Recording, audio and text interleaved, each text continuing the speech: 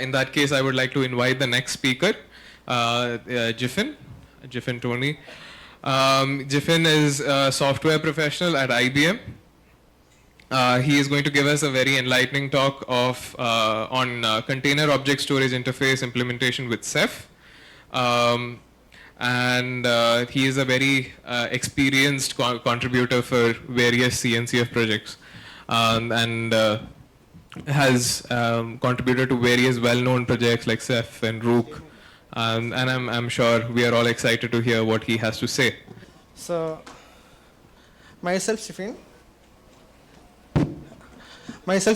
I am part of IBM software defined storage team, and I was working from storage from day one on my entire career, and now I'm a person standing between you and lunch, so I'll try to make it faster.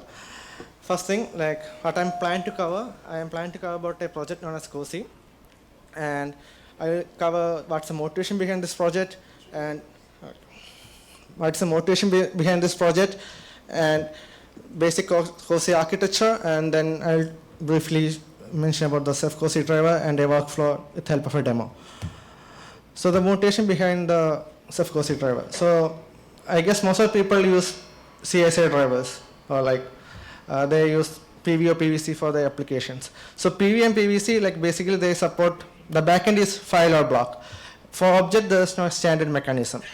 So here we are trying to provide dynamic position for object, and the app ports can access the bucket like PV or PVC, and we are trying to design it basic on the Kubernetes principles, and user need to have a similar experience for the greenfield and brownfield cases, new buckets and the old buckets or existing buckets. And one difficult challenge here is that it need to be vendor agnostic, because object protocol itself is not standard. We have S3, Azure, and Shift, etc. And basically it will provision the bucket, but it won't manage your object store S3, AWS S3, or EKS or something like that. Now, one of the use case behind this is container registry, in which you need to provide the bucket details, like the endpoint and access key and secret key. Now, as in procedure for this project, in order that we develop a libbucket versioner, which basically does the job, but it's a library, Golang library, and you can use it on your operator, the provisioner. And basically, it has kind of CRDs like bucket, and we can create bucket using the CRDs, and it will provide the access details for the bucket. It was consumed in Rook and Nuba, and the library mostly what are things the controller do. It will watch for the resources, it will update the resources, and it also creates architectures like config map and secret for the bucket details, and it will run with your operator or your provisioner. Then, keeping that motivation behind, we create a set of goals to cover in the COSI project. First is it should be automated, the creation, deletion, and managing should be automated, and user need to provision bucket based on the use case need, and then can use the existing buckets, because we need to have a portability, cover the portability part. Now, as I mentioned before, there are a lot of vendors, and we need to be vendor agnostic, like CSI. CSI also have different type of plugins or different type of backends. Now I'll go to the COSI architecture. So basically, I will first cover the COSI terminologies. Like in PV, PVC, there are similar terms like storage classes or kind of stuff. So we have bucket class, which will mention details about the bucket, and based on bucket class, you can request for a bucket via bucket claim request, and the bucket will be generated, and this bucket, for the access, you need to create another type of resource like bucket access class, and using the bucket access class, you can refer the bucket and create a bucket access. So most of the resources are it's a mix of cluster scope and name scope, but most of the resources are cluster scoped. Now, so this is basically the architecture will look like.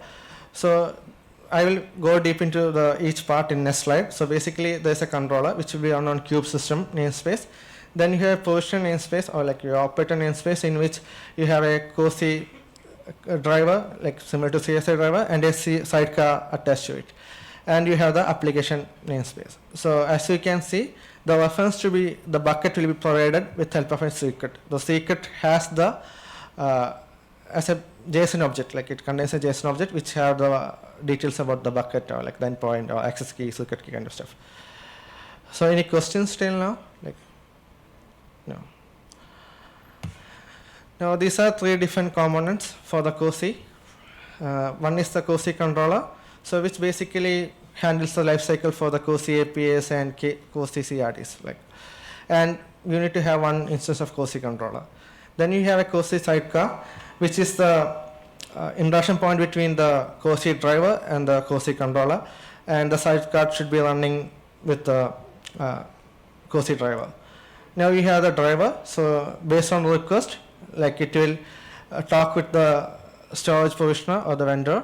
So here in case it's Ceph, so it will talk with the provisioner to provide the bucket for the user. Now I'll briefly talk about Ceph COSI driver and Rook project. So basically, it is an independent project part of Ceph org.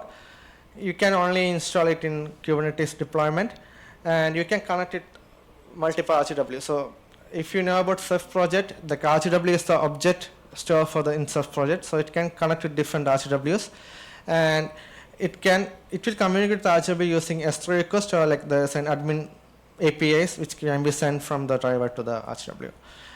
Now, even though currently we only support the key type of authentication, means like the static keys will be created. So there is an IAM style authentication which is not yet implemented either in COSI, and in the Ceph side also the implementation is progressing.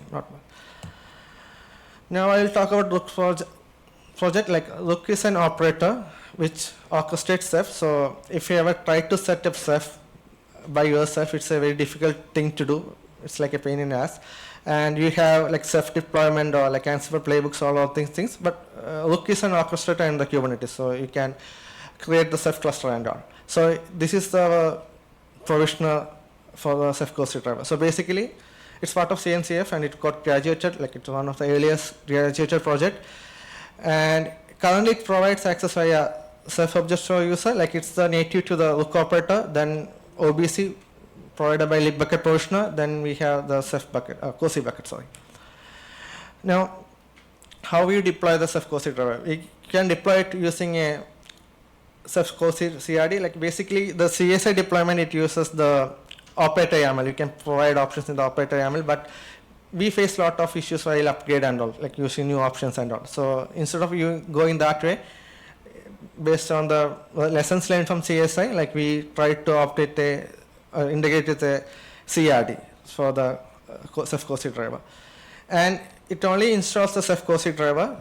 The COSI controller need to be installed manually.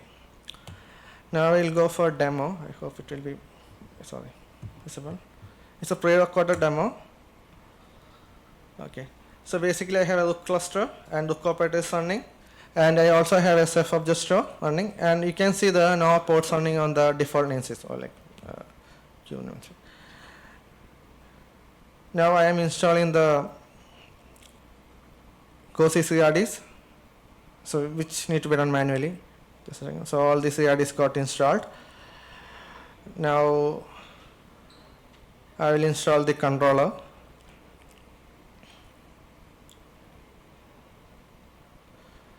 So now controller is deployed. If you check the default namespace, then yeah, you can see the controller is creating. So just a second. Sorry. Controller is running. So we need to deploy the Ceph COSI driver nest. So this is a CRD for Ceph COSI driver. So yeah, you can see it's part of the Rook operator, the APIs, and yeah, there is a one option currently. We can also provide the image option as well. So deployment strategy is like you can bring up the Ceph COSI driver either automatically, which means when the first object store is created, it will come up. Then there is an always option which will bring up the COSI driver anyways, like no.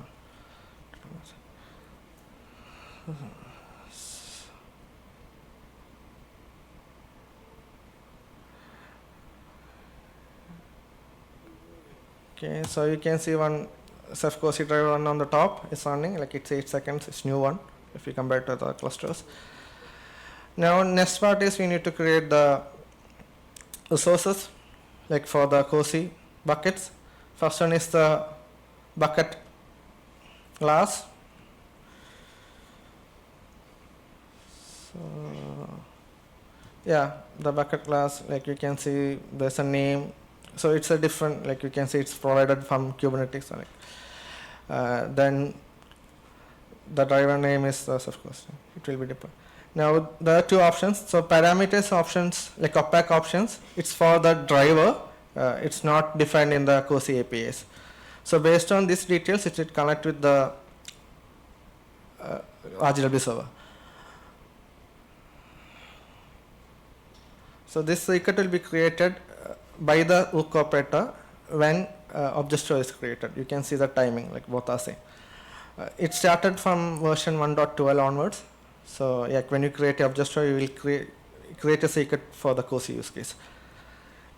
Now you need to refer these details in the bucket claim request.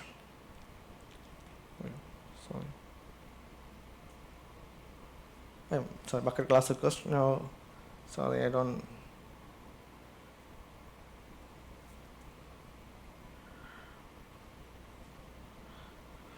Bucket class is created. Next is the bucket claim.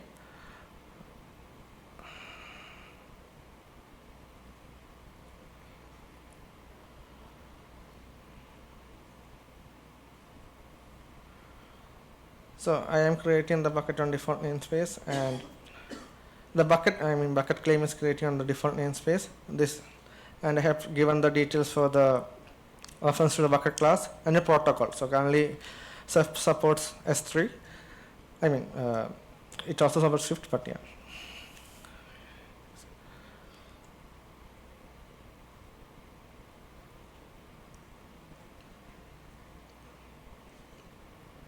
So the bucket will be created, like it's a cluster scope resource.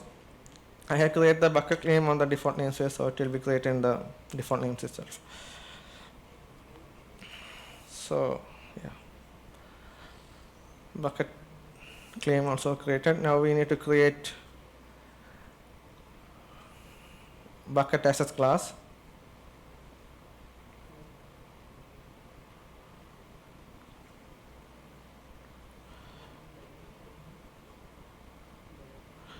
So here basically we provide details of the authentication part. So key is only type which support. Again we need to refer the the secret and those credential details.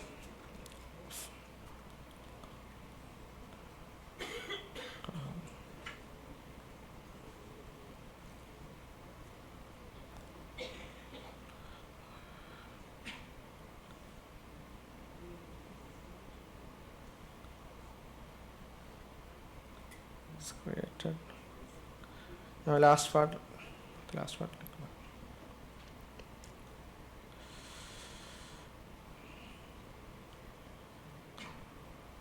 This is created. Yeah, so again those references like the bucket claim reference, the class reference. So this is like the credential secret name is a secret. Okay, I have 2 more. Secret which will be created, which contains the bucket credentials.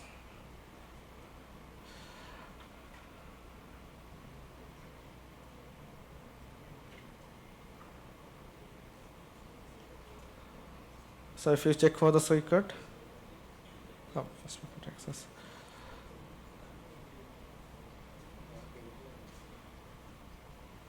Yeah, secrets also got created. Now finally we can mount this secret to the application. So I have a AWS CL application, so in which I will offer this secret basically.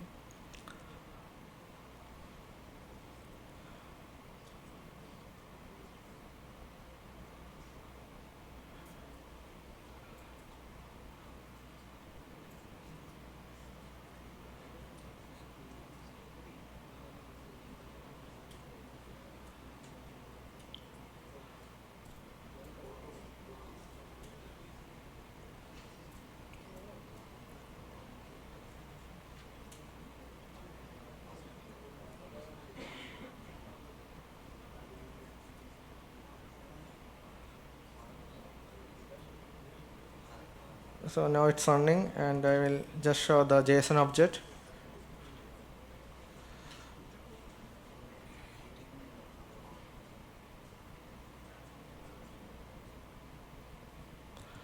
So yeah, basically it has a bucket name, and endpoint and access key and secret key details. So yeah, that's it. Questions? Any questions, guys? Okay, I think no Okay. questions. Okay, sure. Okay, thanks for the great talk.